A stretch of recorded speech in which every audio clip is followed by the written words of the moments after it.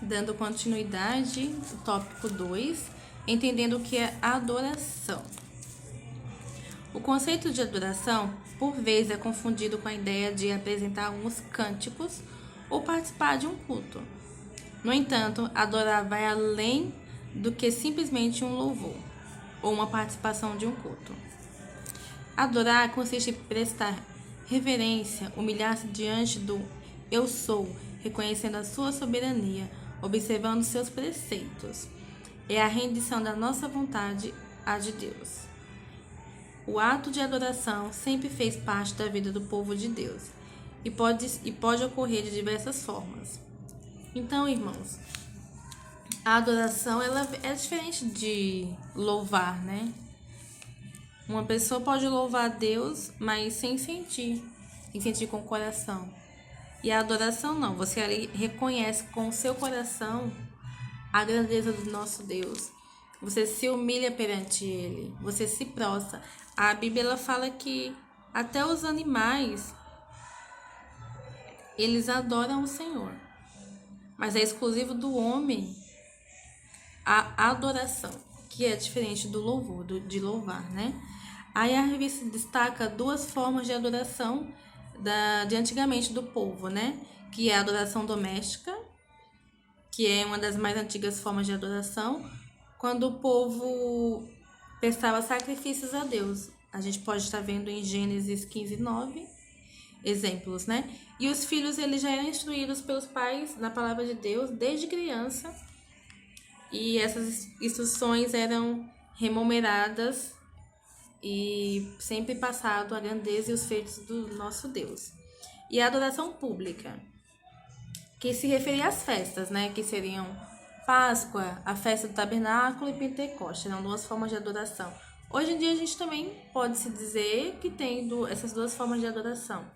A adoração doméstica, onde nós não vamos sacrificar um animal, mas nós podemos ser o próprio sacrifício a Deus em louvor e louvar mesmo devido à atual situação, à pandemia. A gente não pode estar cultuando sempre a Deus no templo. E aí a gente pode adorar a Deus, ao nosso Deus, no nosso lar, na nossa casa. A gente pode colocar um louvor, pode fazer uma oração, você sozinho, com a sua família, no seu quarto. É uma adoração doméstica.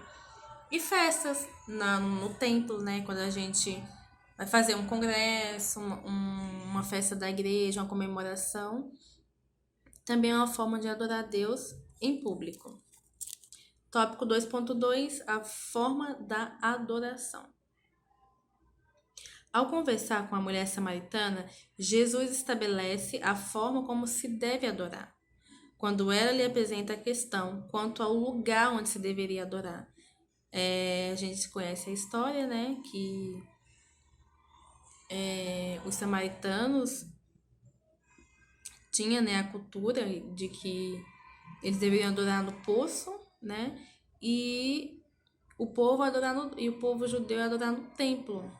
E aí ela ficou com aquela questão, questionou a Jesus quanto a isso.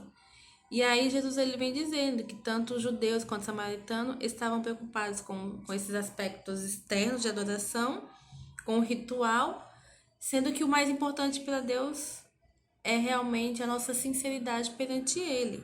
E aí é quando o Senhor ele vem dizer que Jesus ele esclarece que a adoração ela deve ser em espírito e em verdade, né? Ou seja, a espiritualidade não deve ser na substância. O simbolismo sem substância não tem qualquer valor para Deus. Ou seja, não adianta eu fazer o ritual. Eu tenho o ritual de aos domingos ir na igreja. É um ritual. Todo domingo eu vou à igreja. Mas e esse ritual tem algum simbolismo? Ele está trazendo algo de especial de dentro de mim para fora? Deus ele está recebendo, ele está reconhecendo a minha adoração, o meu louvor? É isso que a gente tem que se preocupar. Então, essa lição ela sempre vem trazendo um alerta referente a isso.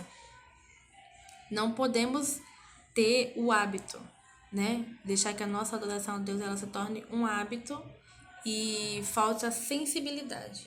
A sensibilidade de Deus reconhecer o nosso louvor, a nossa adoração a nossa humilhação perante Ele, reconhecendo a sua grandeza, independente de eu estar no templo, independente de eu estar orando no poço, independente da circunstância, do simbolismo, mas que tenha a essência de verdadeiro adorador, que é isso que o Senhor ele procura no meio de nós. Tópico 2.3. Atitudes para uma verdadeira adoração. Algumas atitudes contribuem para uma verdadeira adoração. Tem uma vida de oração. O apóstolo Paulo ensina que devemos orar em todo o tempo, lá em Efésios 6,18. Por intermédio da oração, cultivamos o nosso relacionamento com Deus, né? O que é muito importante. E meditar na palavra do Senhor. Meditar significa, entre outras coisas, refletir, pronunciar. É preciso ir à palavra de Deus com fé, interesse e consciente de que dependemos do Espírito Santo. Olha aqui, irmãos, a importância. A palavra ela não deve apenas ser lida, né? Você pega a Bíblia, você discorre, mas ali você não meditou. A palavra não entrou no seu coração, você não meditou, você não refletiu sobre aquilo que o Senhor queria falar com você, como aquilo se aplica à sua vida. E para que sejamos verdadeiros adoradores, a gente tem que seguir a cartilha, e a gente sabe disso. A gente tem que ter uma vida de oração, a gente tem que conhecer a palavra, a gente tem que ler a palavra, ter uma intimidade com Deus. E é isso que infelizmente falta muitas das vezes na nossa vida, e a gente não consegue entender o porquê de tanta coisa, né? O porquê de tanta coisa que muitas vezes não acontece. Por que será que o Senhor não recebeu o meu louvor, se eu não recebeu a minha oração? O que está acontecendo? A gente tem que entender isso, porque é um processo, né? É um processo para nos santificarmos. E para que isso aconteça, a gente tem que ter obediência à palavra do Senhor e seguir com Ele uma vida de intimidade. Tópico 3. É preciso estar atento à palavra de Deus. Enquanto adora, o povo de Deus deve manter atenção às admoestações e aos alertas de Deus ao seu povo e procurar aprender para não incorrer com os erros do passado, assim como o povo de Israel errou tanto, né, irmãos?